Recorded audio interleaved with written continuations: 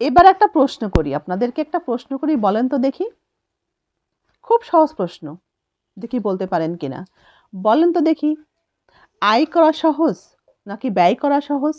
কোনটা সহজ, আয় করা নাকি ব্যয় করা? সমাজকে দেখিয়ে বেড়ানো এবং পরিবারের বাইরে অন্যকে খুব বেশি গুরুত্ব দেওয়া, এটা আপনার কাজ নয়। মনে রাখবেন, আপনার একটা পরিবার রয়েছে এবং তার দায়িত্ব আপনার। কখনোই আপনি সুখী হতে পারবেন না যতক্ষণ আপনি অন্যকে সন্তুষ্ট করতে চাইবেন, অথবা আপনি ধরেই নেবেন অন্য সবাই আপনাকেই বুঝবে। গতিশীল এই পৃথিবীর সব কিছুই সুশৃঙ্খল নিয়মেরই অধীন। আমাদের বয়সও তাই থেমে থাকে না, বয়সের বিভিন্ন স্তর আমাদেরকে পার করতে হয়ই। কিন্তু আমরা এই সুশৃঙ্খল নিয়মের মধ্যে থাকতে চাই না। সব বয়সের যে একটা সৌন্দর্য আছে সেটা আমরা মানতেই চাই না।